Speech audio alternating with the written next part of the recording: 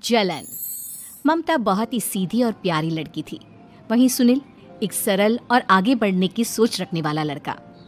सुनील, बेटा सुनील कहाँ है? अरे जरा एक गिलास पानी तो दे दो।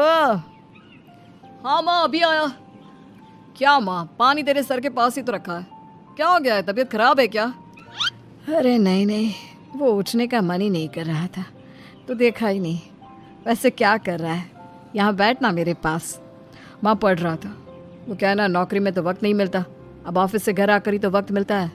अच्छा ठीक है, पढ़ ले जा बेटा। सुनील पढ़ लिख कर और आगे बढ़ना चाहता था, लेकिन माँ की तबीयत खराब देखकर सोचता है कि शादी ही कर ले। कब तक माँ का ख्याल वो अकेले रख पाएगा?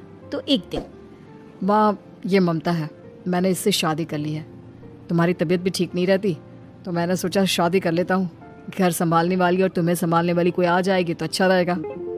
माँ अचानक से सामने बहू देखकर हैरान रह जाती है। बेटा ये क्या बात होती है? न बैंड, न बाजा, न दहेज, न शगुन, ऐसे कैसे बहू आ गई? माँ तू तो जानती है, मैं नौकरी के साथ पढ़ाई कर रहा हूँ, तो कहाँ से इतना पैसा बचा पाता कि धूमधाम से शादी करता। वैसे भी माँ, लोग तो आकर खाकर निकल जाएंगे, इसलिए बस वैसे ही। माँ जी, मैं आपका ख्याल रखूंगी। वैसे भी ये आगे की पढ़ाई कर रहे हैं, अच्छा कुछ कर गए तो सबके दिन फिर से अच्छे आ जाएंगे। सास को ममता की बात ठीक तो लगती है, लेकिन मन में कहीं ना कहीं लगता है कि कहीं बहू बेटे को लेकर फुर्र ना हो जाए और फिर तो वो रह जाएगी अकेली। बेटा देख, मेरा जो कुछ भी है वो सुनील ही है, और सुनील का भी अब इस दुनिया में मैं ही हूँ और कोई नहीं। क्या सुनील? बिल्कुल माँ, लेकिन आज से ममता भी मेरे जीवन का अहम हिस्सा है, जैसे तू है। सास को बड़ा बुरा लगता है कि उसकी सल्तनत में कोई और हिस्सेदार कैसे हो सकता है। कैसे कोई और उसके 30 साल के बेटे की जिंदगी में अचानक से आकर बराबर का हिस्सेदार बन सकता है। देख बहू, मैं भले थोड़ा बीमार रहती हूँ, लेकिन इसका मतलब यह नहीं कि घर की चीजों में मेरा कंट्रोल खत्म हो गया है। मैं आज भी इस घर की रानी हूँ, समझी? बेटा सोचता है कि ये माँ को अचानक से क्या हो गया। कल तक जो माँ कहती थी कि जिंदगी का कोई भरोसा नहीं, वो अचानक से जंग के मैदान की झांसी की रानी कैसे बन गई? माँ क्या हो गया है? सब ठीक है ना? अचानक कैसी बात कर रही हो? ममता का आज पहला दिन है, स्वागत करो उसका। आसपास की आंटियों को बुलाओ, नई दुल्हन की मुंह दिखाए करवाओ। खैर, सास होने का फर्ज निभाती है और बाद में एक सहेली के साथ बाहर निकल जाती है। क्यों री, बताया नहीं कि बेटे का ब्याह कर रही हो? वैसे तो सारा दिन हम ही में घुसी रहती हो। अरे मुझे भी तो अभी पता चला, यूं अचानक सर पर लेकर आ गया। कहता है बहू है माँ तुम्हारी, अब इसको भी इतना ही मैं प्यार करता हूँ जितना तुझे करता हूँ। लो जी, ये क्या बात होगी? क्यों इतना प्यार करता है? अरे माँ का प्यार तो ज्यादा होता है। अब उसको तो कोई दूसरा पति मिल सकता है, लेकिन तुम ही बताओ, क्या माँ की ममता किसी और की हो सकती है? ना जी ना, बेटे को समझाओ ये बात। अरे क्या समझाऊं, मुझे तो खुद ही समझ में नहीं आ रहा कि क्या हो रहा है। जो बेटा कल तक माँ माँ करता था, अचानक से बीवी बीवी का राग आलाप रहा है। देखा, उसकी बीवी ना सुंदर और जवान है। सुंदरता के आगे तो एक से एक नहीं टिके, तो तेरा बेटा किस खेत की मूली है? सास को भी समझ में आ जाता है कि बहू की सुंदरता के आगे माँ का प्यार किसी काम का नहीं। उधर बीवी, ए जी, अम्मा जी सहेलियों को छोड़ने गई थी, अभी तक आई नहीं, हम देख आए क्या? अरे रहने दो ना, आ जाएंगी। कहाँ जाएगी, उनकी आदत है, एक बार जाती है तो पूरी पंचायत खत्म करके ही आती है। अच्छा ही है, खाना वाना खा कर गई होगी। छोड़ो ना, घूमेगी तो खाना पचेगा, नहीं तो ऐसे ही खाट पकड़ लेगी। बहू भी शांत हो जाती है। उधर सास सोचती है कि आज थोड़ा देर से ही घर जाती हूँ, जब बेटा परेशान होकर ढूंढेगा तब मजा आएगा। बीवी को खुद ही पता चल जाएगा कि माँ के आगे उसकी दाल नहीं गलेगी। लेकिन वहीं दूसरी ओर घर पर, ए जी, माँ जी अभी भी नहीं आई, हमको तो घबराहट हो रही है कि क्या करें, जाकर पता करें किसी के घर।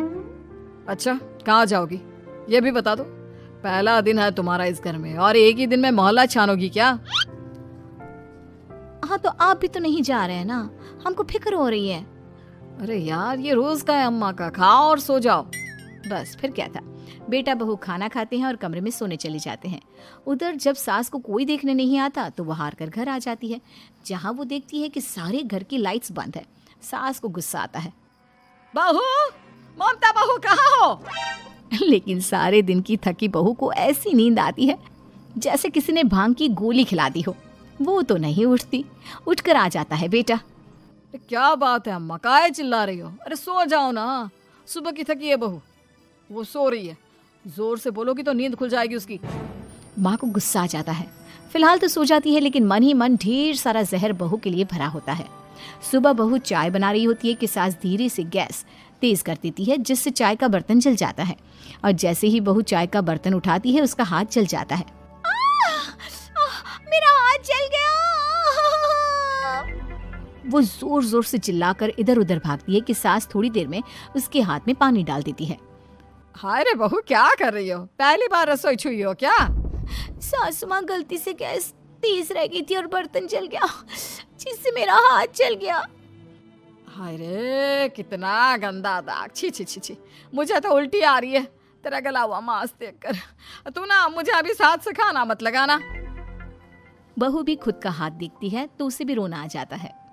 कुछ दिनों के बाद सास की सहेली आती है, बहू चाय बनाकर लाती है।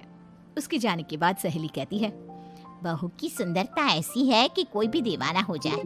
वैसे तेरे बेटे का क्या हाल है? अरे वैसा ही है, बहू के पीछे लट्टू। क्या करूं, कुछ समझ में नहीं आ रहा।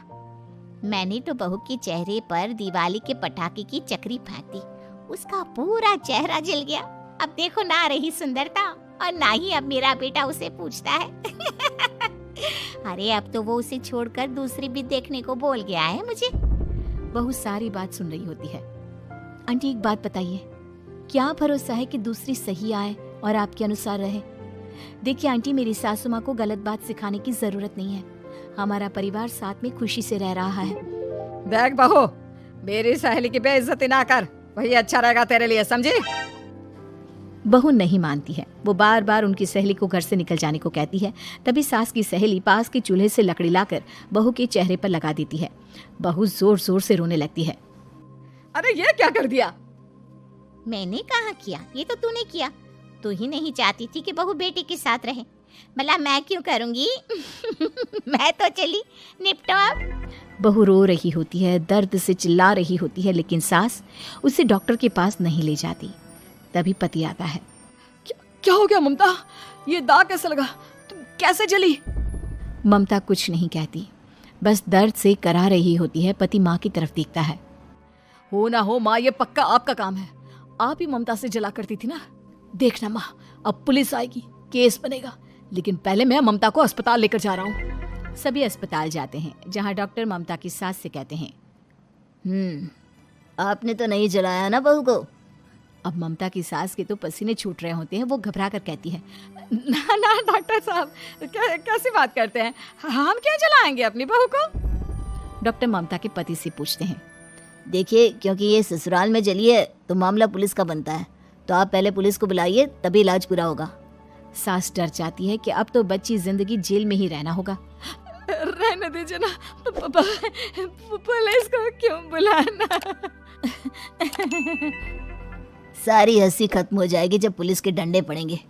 बहू को जलाना भले ही बहुत आसान हो, लेकिन उसके बाद सारी जिंदगी जेल की हवा खाना। सास डर जाती है। पुलिस आती है। पास लेटी दर्द से करा रही ममता स्टेटमेंट देती है। तो क्या हुआ था? कैसे जली आप? ममता पास खड़ी सास को देखती है। बेटी बताओ, कैसे जल गई तुम? ओए, काका का किरण वाली शाहरुख, चुप, बिल्कुल चुप।